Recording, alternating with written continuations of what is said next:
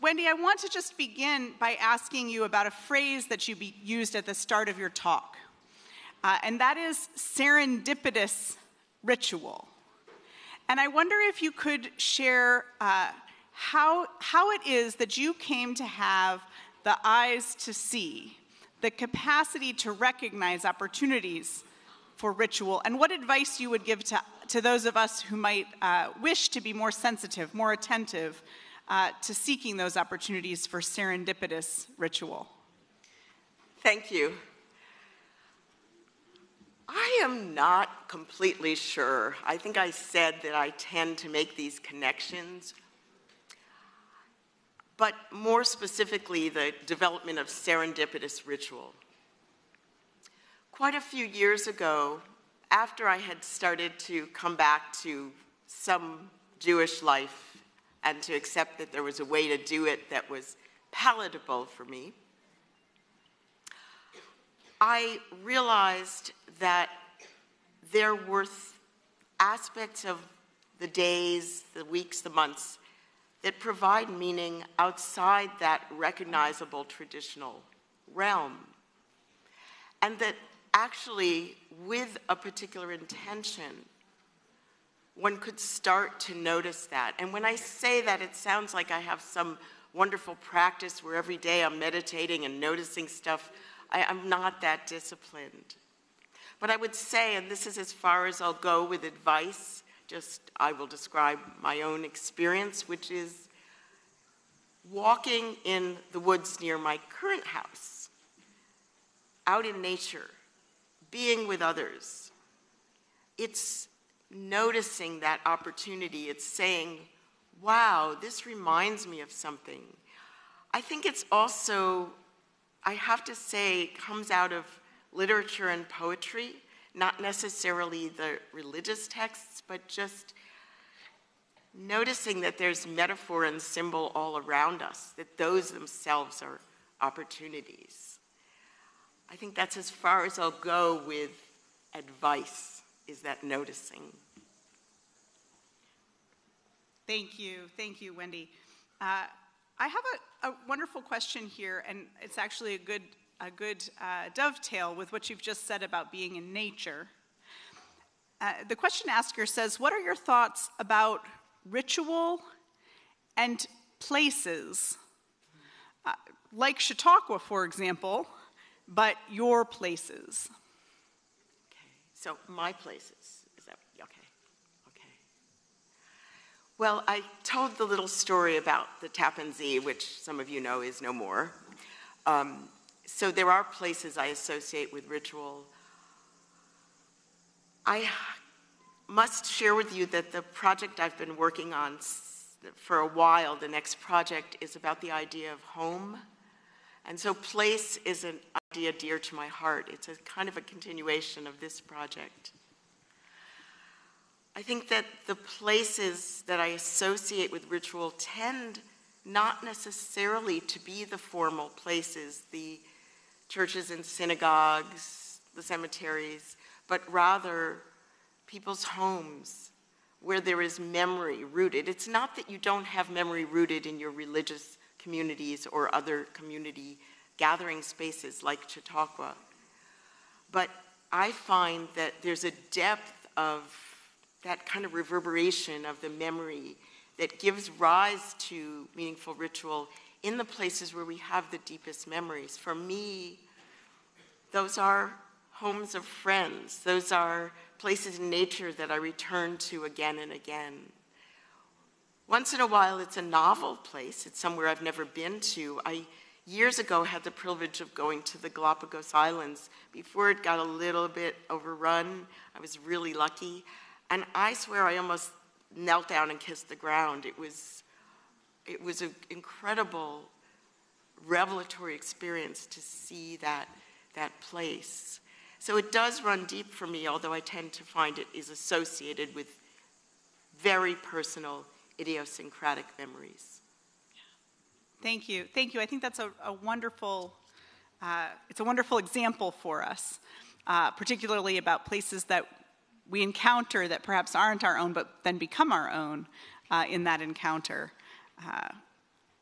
So I have some questions here that are perhaps a little bit more pointed or a little bit more directed toward questions of faith and religious ritual. And so I'm going to ask a couple of those questions. The first one here is really asking about some of your experiences with specifically Jewish practices. And the question asker writes, what thoughts do you have about Kaddish mourning? Oh, I have a lot of thoughts. In fact, I have a couple chapters about it in my memoir. I have to say, early on, I discovered that, this is going to sound a little bit off color, but Jewish people know how to deal with death. I don't mean we individually, but the practice is there. It structures time. It's a couple days, it's a week, it's a month, it's 11 months, and then it's annually. The structuring of time of saying Kaddish, the so-called morning prayer, but it's really a prayer of celebration if you look at the translation. I think that structured time gives us support we need at difficult times. You don't have to figure it out. It's given to you.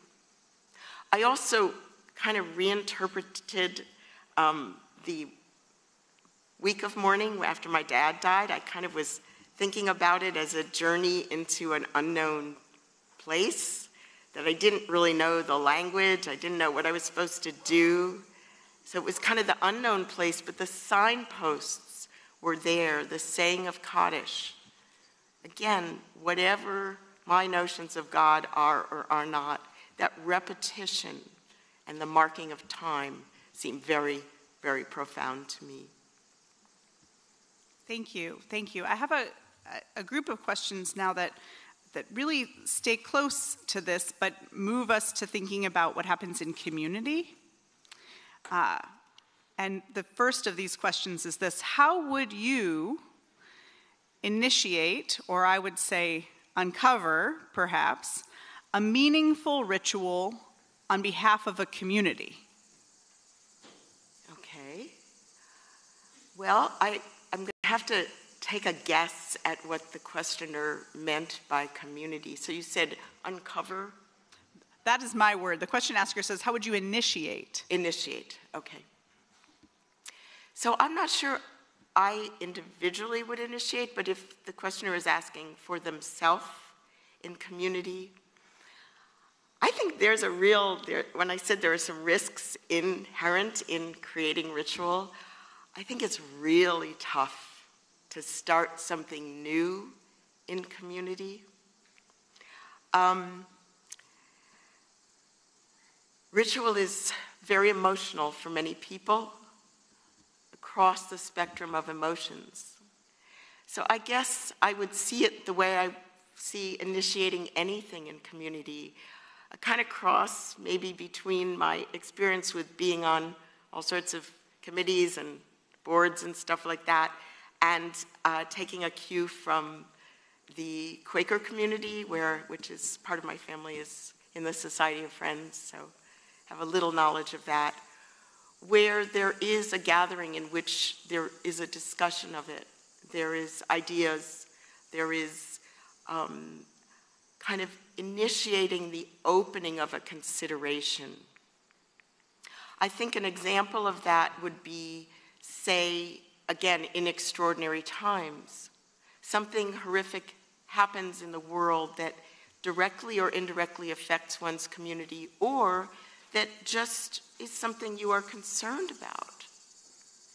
And you feel like you need a communal acknowledgement of that in ritual. I said I don't like so much I'm wary of the do-it-yourself or de novo ritual. I would go to that community and sort of ask, well, what have you got already that's related? What does this remind you of?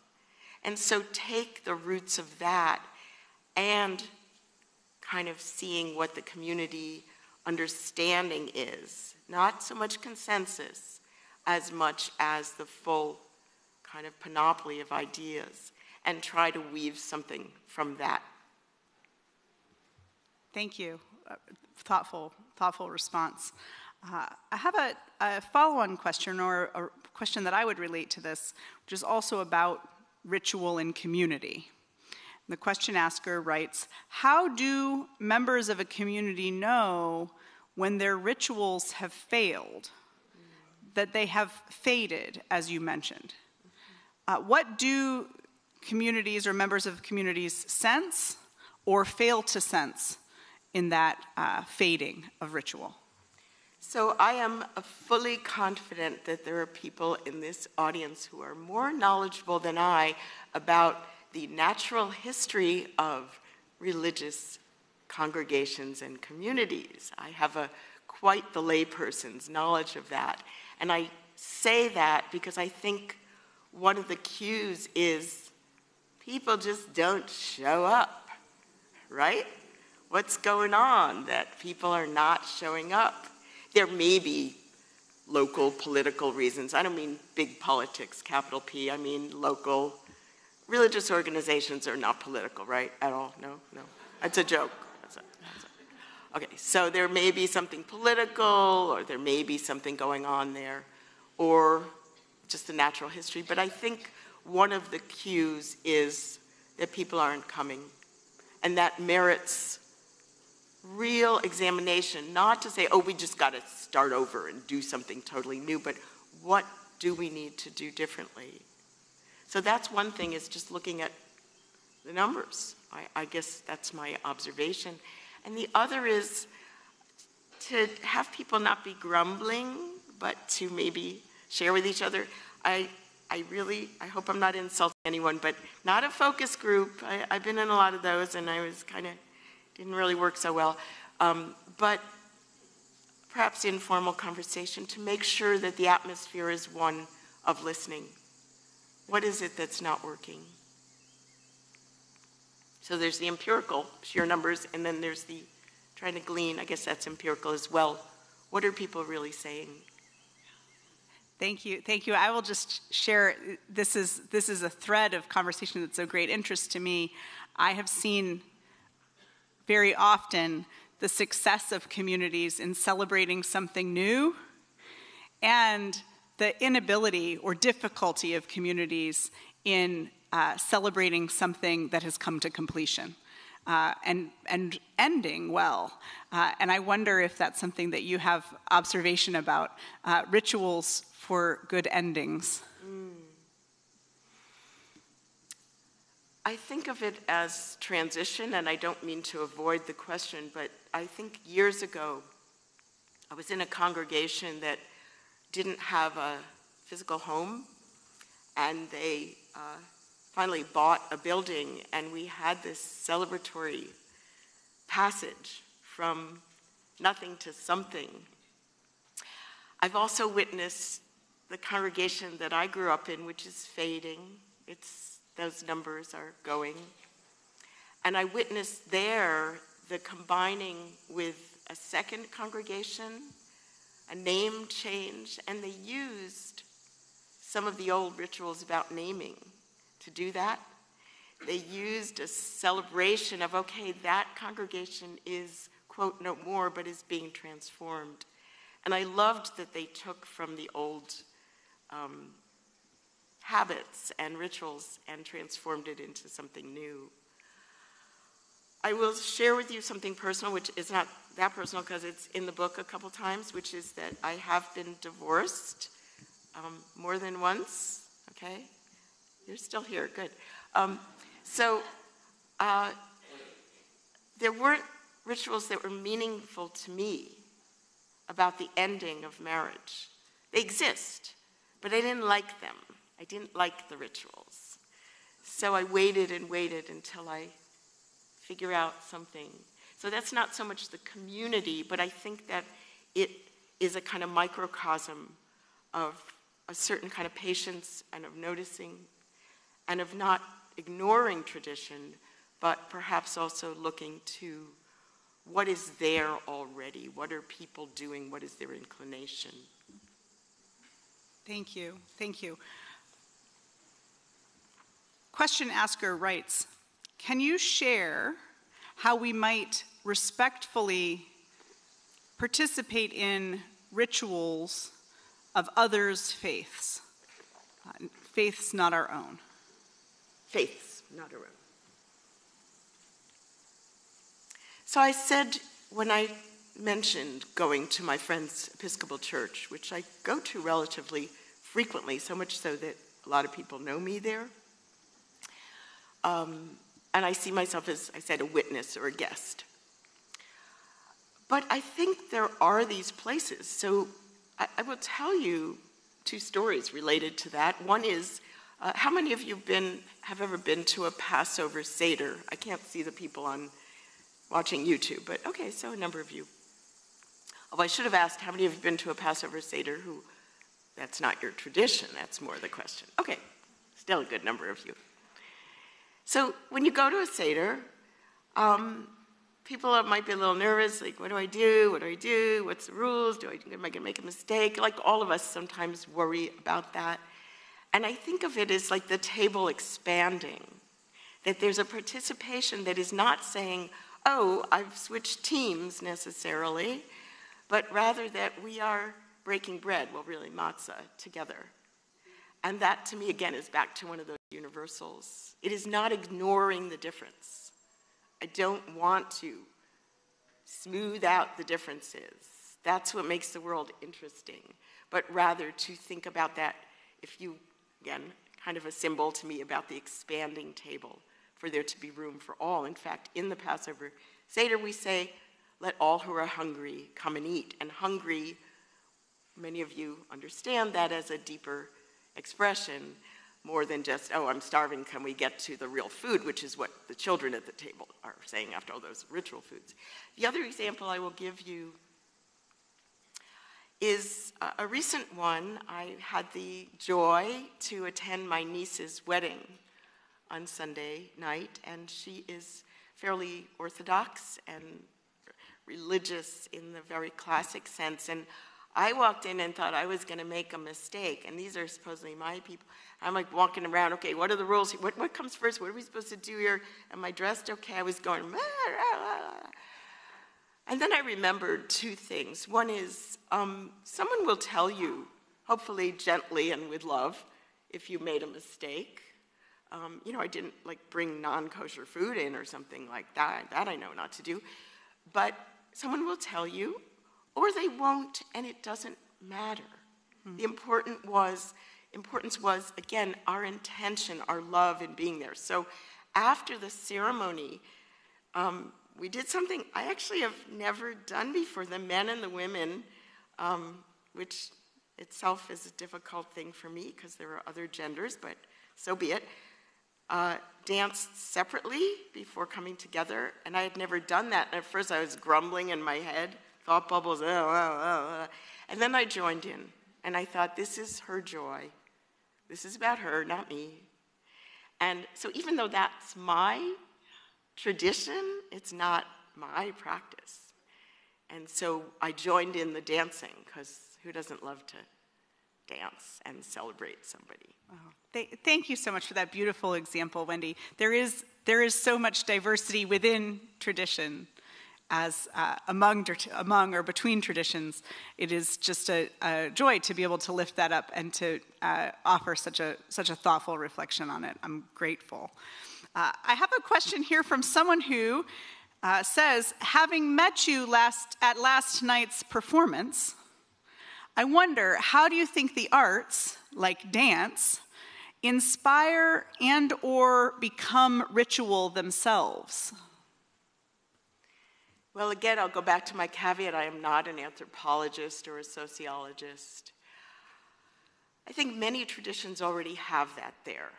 Music, dance, others of the art forms are there, and so again, we draw on that. We don't have to do it de novo. I think also, again, going back to the community, what's already there? What are people doing? Is there, for example, a dance club? Maybe there's a ballroom and Latin club at an institution you're affiliated with, And I think, whoa, maybe you could bridge that and bring that in there. The example I will give is sort of adjacent to the performing arts, I would say, in poetry, which poetry is a cousin or maybe a sibling of Psalms, say. Maybe an identical twin or a fraternal twin. That I think that literature and the arts, because of their nuanced aspects, lend themselves to ritual. They are wordless. Why is poetry so powerful? Why was the dance performance at its moment so powerful? I wasn't thinking in words. I was just watching Pilobolus and enjoying the aesthetics, yes, and I used to be a dancer a little bit, so I like looking at some of the technical stuff, but then I forgot that and it just moved me. So the emotion and the nuance and the allusion, the reference to other contexts, the symbolism, the metaphor, to me lend themselves to thinking about it in terms of religious practice. Thank you. Taking this one step further, you yourself are an artist. You are a writer. Can you speak to your rituals around writing? Okay, so I think I said that when people ask me that, I say I do not have a ritual. I have a habit and a nice kind of, organized way of approaching my writing. However, that's not entirely the story. I'll give you just a snippet of this one, and I do write about this in the book. On my desk in my office is a little figurine, which is kind of an angry-looking guy. He's about this big, and he looks at me and he's going, call yourself a writer? Blah, blah, blah, blah. He's like going, blah, blah, blah. But I discovered, serendipitously, that I also have a postcard from, I think, the National Gallery in London that I've had up on my wall for a while. It's about this, maybe it's 3x5 or 4x6, whatever, and it's Saint Anne, okay? So Saint Anne is looking down benevolently, we know, at the infant Jesus. He's not in the picture. And I'm looking at Saint Anne, I'm looking at this figure, and I'm thinking, okay, there's a ritual in here somewhere. I'm going to leave it at that. Thank you. Thank you. We have one final question for you, and you have spoken to this so beautifully about your rituals with your own children and family. But the question here is, how can rituals center and lift up the values that we hope our children and subsequent generations will practice? Well, I will put on a hat just for a minute. I don't wear this one that often as a child psychologist and a developmentalist and all that, and say that with that background and also as a mom and having certain values myself, I think it cannot be didactic. Okay? It cannot necessarily, or ought not to usually be didactic. I think that there has to be woven into the ritual life those values. That it's somewhat implicit, made perhaps explicit when the child can grasp that.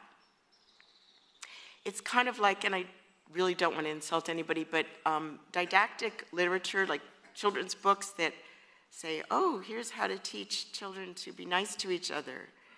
I like a good story that shows that and is really well written.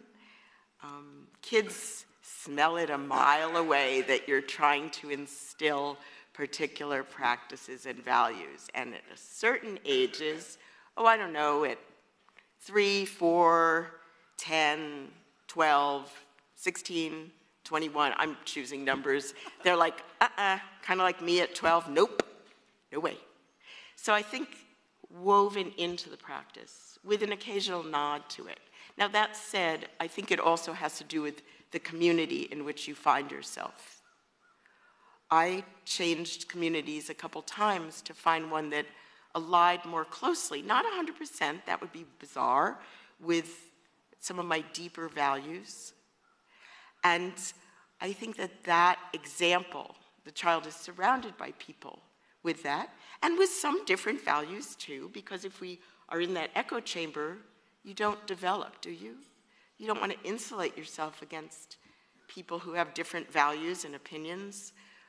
There's something called polarization that's going on these days, I think.